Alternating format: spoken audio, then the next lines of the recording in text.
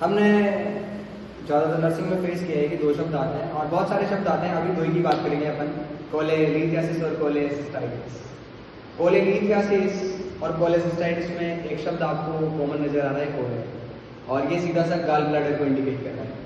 अगर gall bladder का stone होता है तो उसे कोलेलिथियासिस कहा जाता है, और अगर गाल ब्लैडर का इन्फ्लामेशन होता है तो उसे कोलेसिस्टाइटिस कहा जाता है। गाल ब्लैडर के स्टोन तीन तरीके से हो सकते हैं। गाल ब्लैडर में होता है बाइल जूस, स्टोर करके रखता है गाल ब्लैडर। तो गाल ब्लैडर में जो बाइल जूस है उसके अंदर पाए जाते हैं बहुत सारे अलग अलग तरीके के कंपोजिशंस। उसमें कोलेस्ट्रॉल होता है, बिलीरुबिन होता है, बाइल साल्ट होता है। अगर कोलेस्ट्रॉल का लेवल बढ़ा और कोलेस्ट्रॉल का लेवल बढ़ने से उसकी कंसंट्रेशन बढ़ी और उसने क्रिस्टलाइजेशन करवा के स्टोन करवा दिया तो उसे कोलेस्ट्रॉल स्टोन कहेंगे। वहीं अपन कहेंगे पिगमेंट, मतलब बिलीरुबिन, जो कि आरबीसी डिस्ट्रक्शन से प्राप्त होता है अपन को।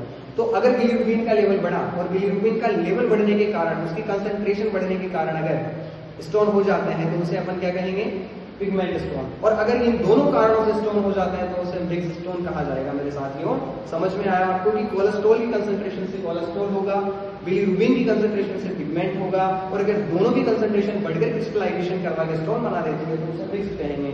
ये तीन तरीके के स्टोन आपको स्क्रीन पर नजर आ रहे होंगे। अगली बात करते हैं अपन कोलेसिस्टाइटिस, आइटिस। हर नर्सिंग के एस्पिरेंट को ये रटवा दिया जाता है कि आइटिस मीन इन्फ्लामेशन, और ये आपको समझ में आ रहा होगा। तो inflammation of the gall bladder is also known as cholecystitis, कि जो इन्फ्लामेशन हो जाता है, इन्फेक्शन हो जाता है गाल ब्लैडर में, उस कंडीशन में अपन क्या कहेंगे, उसको कोलेसिस्टाइटिस कहेंगे। और अगर स्टोन होता है तो कोलेलिथियासिस कहेंगे। आज के लिए ये दो टर्म्स, मिलते हैं अगली टर्म्स के साथ अगली वीडियो में। धन्यवाद।